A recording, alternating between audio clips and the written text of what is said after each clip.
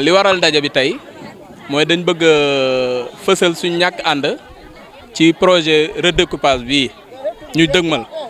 bi nga xam dafa jël Ngendouf nar ko boole commune de Sangalkam te lii bi ko autorités yi décidé waroon na am concertation avec la base ce qui n'est pas le cas dañu ñëw jël décision bi sans pour autant que ñu am avis population yi mais bu ñu tàgg woon je pense que kenn du jël décision bu mel nii parce que tey mënoo jël Ngendouf mu nekk presque un quartier ci biir village bu Bambilor bi nga xam ne mooy chef lieu de la commune de Bambilor parce que boo jëlee CDC yi muy commencé Bambilor ñëw ba Ngendouf kon Ngendouf tey presque quartier la ci Bambilor booy dem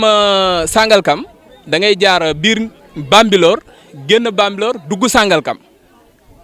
te tey buñ basé woo ci acte 3 de la décentralisation li mu wax mooy moom objectif am ay objectif am bokk na ci gestion de proximité waaw maanaam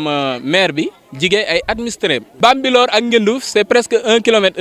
distance bi leen séparé nga jël Sangalkam da ngay jaar Bambilor génn dem Sangalkam mu nekk presque 7 kilomètres voire plus kon tey Ngendouf dafa war a rester à Bambilor ñun on se sent bien à Bambilor beneen bi mooy tey boo jëlee Ngendouf ak Mbey ak Wayembam dañoo bokk ci programme mu pôle urbain bu Lac Rose ils ont un programme commun boo xamante ni pôle bi moo koy gérer tey boo génnee Ngendouf ci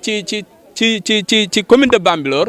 day am ay répercussions par rapport ak programme boobu. voilà loolu daal moo nekkoon message bi nga xamante ni nii dañ koy lancer à l'endroit du président de la République pour mu bàyyil ñu Ngendouf